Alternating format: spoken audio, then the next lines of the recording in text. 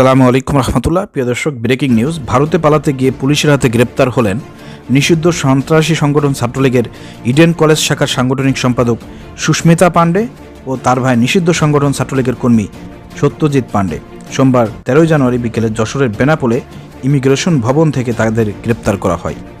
এই চিহ্নিত সন্ত্রাসীরা যদি কোনো মতে বর্ডার পার হতে পারত, নিশ্চিত ওইখানে গিয়ে সংখ্যালঘু ভিকটিম কার্ড খেলে সেখানকার মিডিয়া আবেগী বক্তব্য দিয়ে বেড়াতো।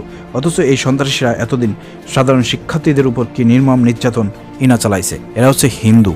আপনারা জানেন যে বাংলাদেশে বিগত আওয়ামী লীগ সরকারের সময় বাংলাদেশের যত হিন্দু ছিল সবাই কিন্তু শেখ হাসিনার পক্ষে, কতিপয় কিছু লোকজন যারা বিএনপি জামাতের পক্ষে আছে, কিন্তু বেশিরভাগ হিন্দুরা হচ্ছে ভারতপ্রেমী এবং আওয়ামী লীগ প্রেমী।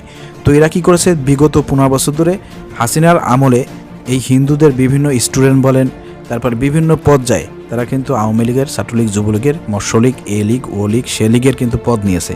সেই পদ নিয়ে তারা কিন্তু বিভিন্ন রকমের অপকর্ম করেছে। এমপি জামাত শিবিরের উপরে মিথ্যা মামলা থেকে শুরু করে বিভিন্ন সময় নির্মম নির্যাতন, অত্যাচার, অনেক কিছু তারা করেছে। এখন তাদের বিরুদ্ধে যদি ব্যবস্থা নেওয়া হয়, তাদেরকে যদি গণপিটুনি দেওয়া হয়, তাদের বিরুদ্ধে যদি আইনানুগ ব্যবস্থা নেওয়া হয়, তাহলে দেখা যাবে যে বাংলাদেশের এক ধরনের সুশীল লোক আছে অথবা ভারতের কিছু সুশীল লোকজন আছে, তারা কিন্তু বলার চেষ্টা করবে যে হিন্দুদের উপরে সংখ্যালঘু নির্যাতন হচ্ছে। আসলে কিন্তু না, আসলে কিন্তু এটা সংখ্যালঘু কোনো নির্যাতন না। কারণ তারা এতদিন যে অপকর্ম করেছে, যে পাপ করেছে, সে পাপের প্রায়শ্চিত্ত তারা করবে না? অবশ্যই তাদেরকে করতে হবে।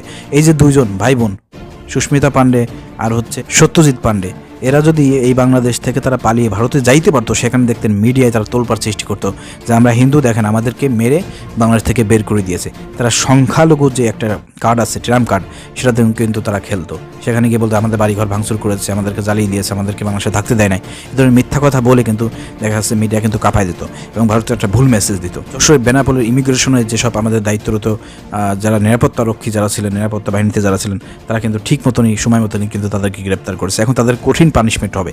তাদেরকে রিমান্ডে নিয়ে তাদের কাছে যত তথ্য আছে, তারা যত দুর্নীতি করেছে, যত অপকর্ম করেছে, সমস্ত অপকর্মের হিসাব আপনারা নেবেন। এরকমের বাংলাদেশের বিভিন্ন প্রান্ত থেকে সুবিধাভোগী যেসব হিন্দুরা বিগত দিন 15 বছর ধরে শেখ হাসিনার আমলে অনেক সুবিধা নিয়েছে, পদ নিয়েছে, তারা কিন্তু এখন বাংলাদেশের বিভিন্ন প্রান্ত থেকে কিন্তু ভারতে যাওয়ার প্রচেষ্টা করবে।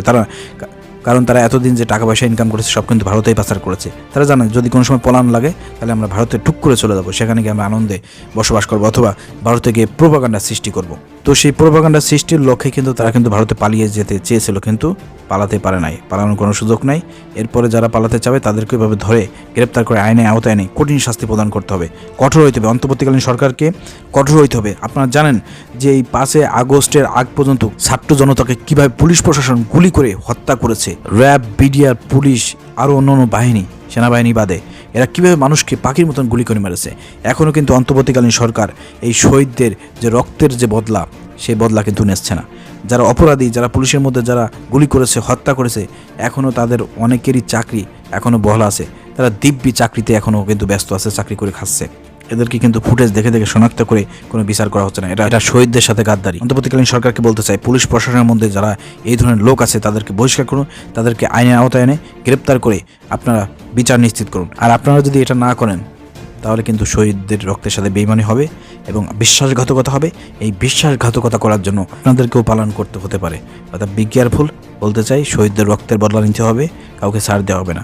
আর যে ট্রাইব্যুনাল না কি করছেন না করছেন, এই ভামভঙ্গে এগুলো বাদ দিয়ে সাক্ষীটাকে হাজির করে দ্রুত আপনারা বিচার কার্য সম্পন্ন করুন। যারা অপরাধী আছে, যারা গণহত্যাকারী আছে, তাদেরকে ফাঁসির কাস্টে ঝুলিয়ে শহীদদের রক্তের বদলা নেন।